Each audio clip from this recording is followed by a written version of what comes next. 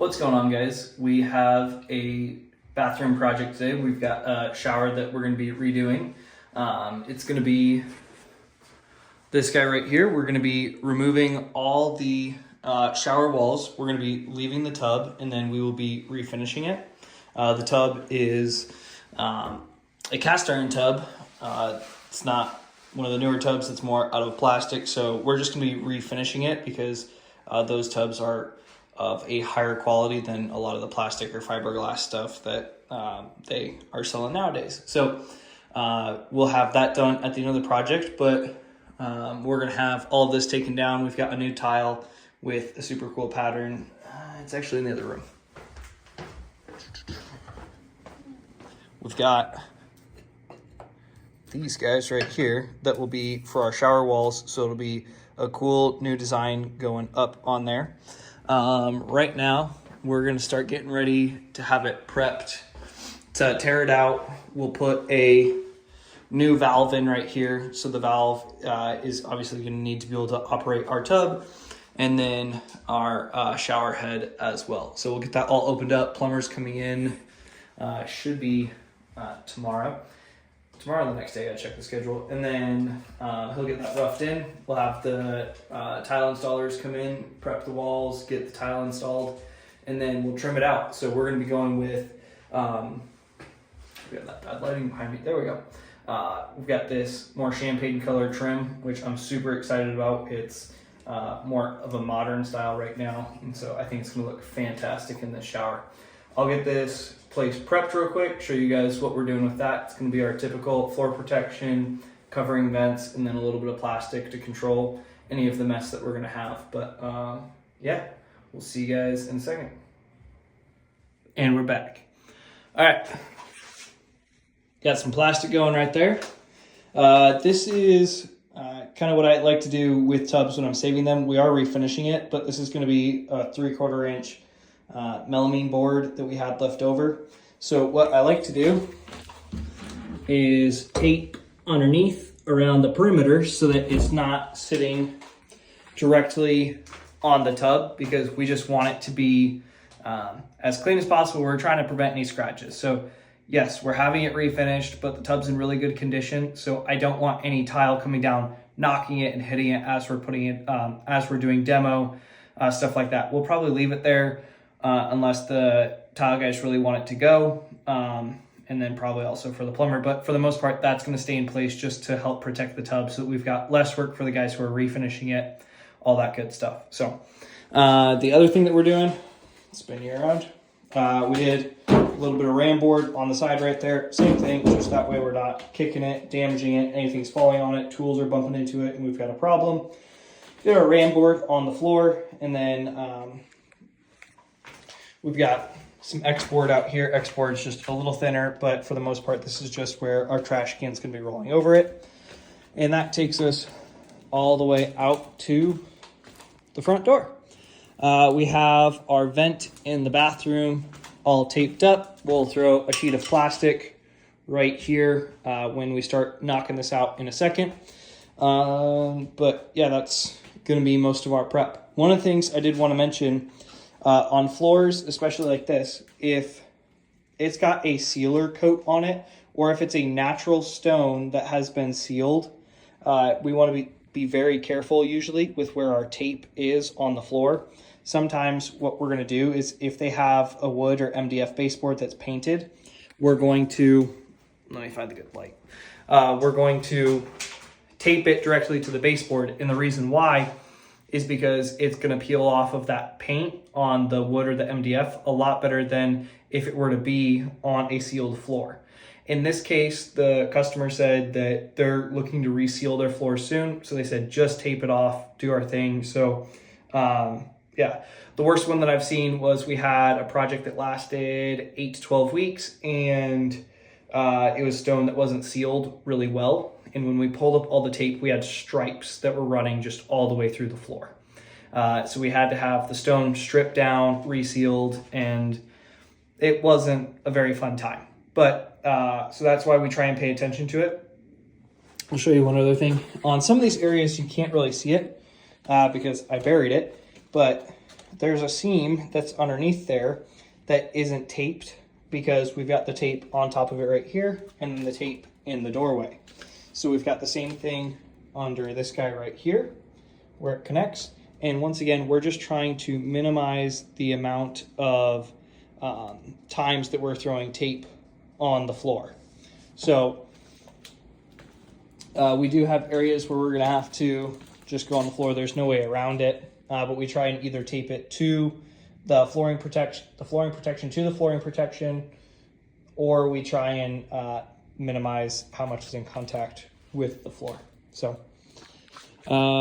spin you guys around over and over. I'm gonna seal off that bathroom. I'm gonna start yanking all the tile off the wall, get that all opened up, and then we'll show you what we've got here in a second. All right, guys, I want to show you what we've got. We got our new tub shower valve done. So that's going to be our new spout down there. It's capped off for right now.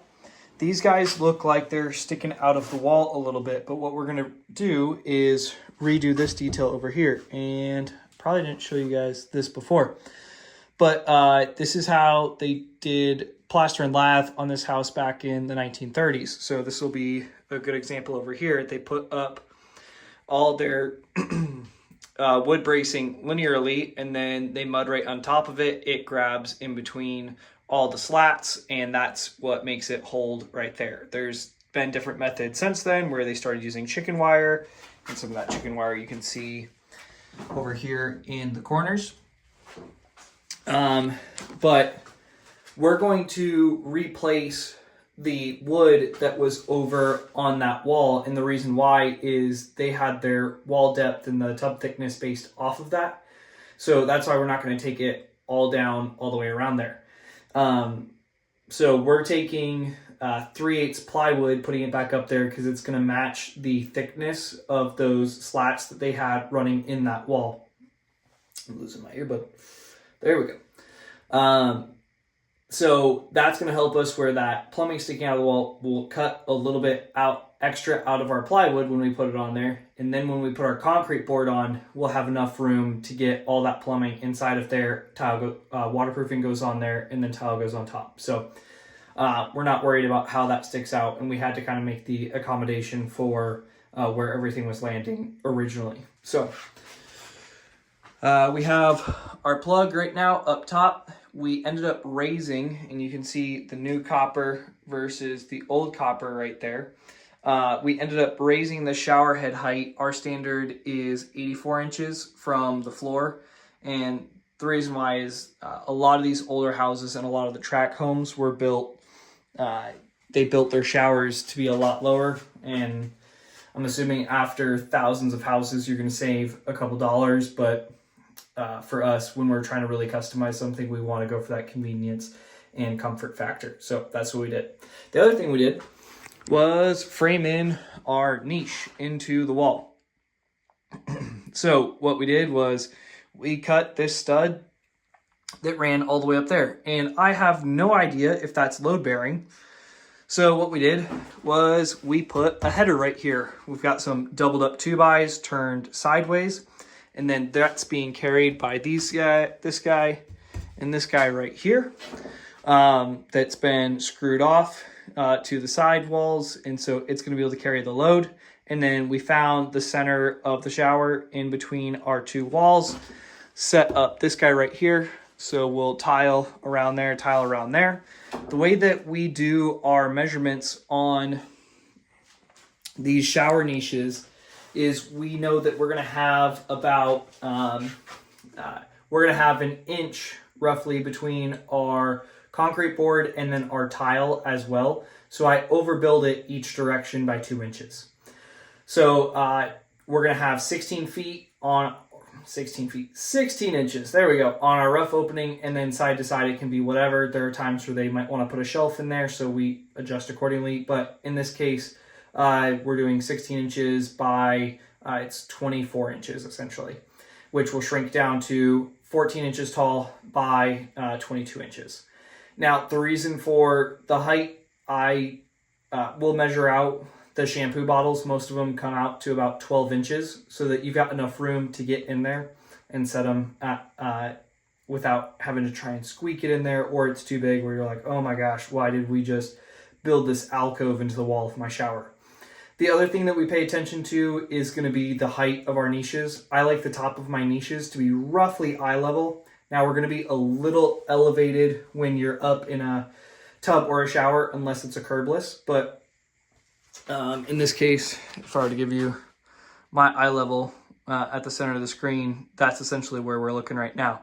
So I want it to be that my arm reaching straight out can grab the shampoo bottles. And then remember, we're going to be up a little bit for the most part in this shower. So we don't want to be reaching up for our shampoo bottles.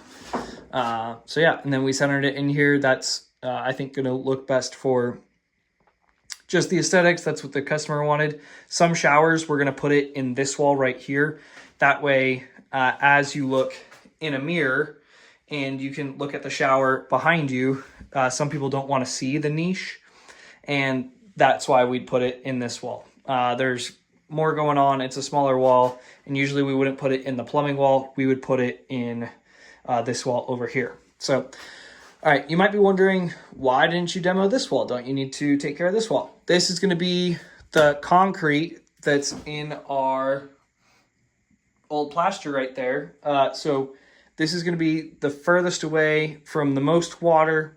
They had it as the underlayment before, and so we'll be able to put a waterproofing membrane on there and get it taken care of. We're going to build that up down there with thin set, create a nice concrete form, and then put 1/4 inch backer board on that before doing anything further. So that should turn out nicely. Like I said, the whole thing will be waterproof, so we're not worried about anything.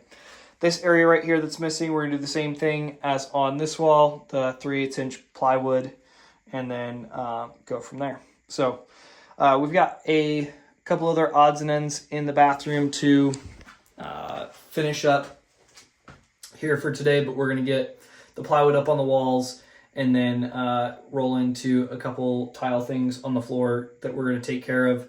But other than that, we're just about ready for our shower guys to come in and start setting all the wallboard and all that good stuff. So yeah, we'll probably see you guys on the next video. All right, guys, we are ready for our final reveal on our shower we've been working on. So I'm going to flip this around so that you can see what everything looks like.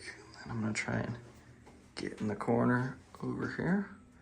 So we went with the customer selected the more rose gold finish, and then that matches really well just with the white tile. We did the red grout, and usually red grout is something that would scare me a little bit just because sometimes it's a little more character than I'm used to, but tied in really well with the back of the niche right there, and then ties in well with the red that's in the grout on the floor.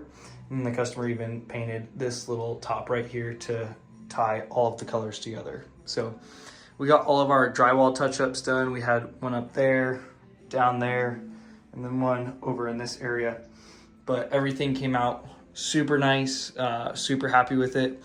We decided to go with a white Schluter on the edge right here. And the reason for that is we know that the rose gold is super in right now, but I don't even know how my lighting is. Let's look at the shower. We know that rose gold is super in right now, but if down the line they wanted to just even change out the trim, we didn't want to lock them into having that rose gold Schluter right there. So going with the white, it blends in with the tile, so it's going to have more of that long-lasting effect. But right now, we're super happy with how everything turned out. All of these were mosaic mats that were cut in there. So our tile guy went through and meticulously made sure that we've got these matching in our corners, and it's a super cool detail. And then just the flat cuts around the top, same thing on this side. Just took a lot of time to get all of that right, and then even started down there. So had our tub refinished, so everything came out fantastic, and I'm very happy with this job. It's not a super big job in terms of the scope, but for it being a 1930s house, and to be able to get that knocked out, really bring more of like a statement piece, especially to this bathroom. Super excited with all of it. So yeah, that's that. I don't think there's anything else that we missed from the last time we were talking to you guys. So we're gonna get on out of here. Super happy to be on this one, and we'll see you on the next one. Do good work, drink chocolate milk. Later.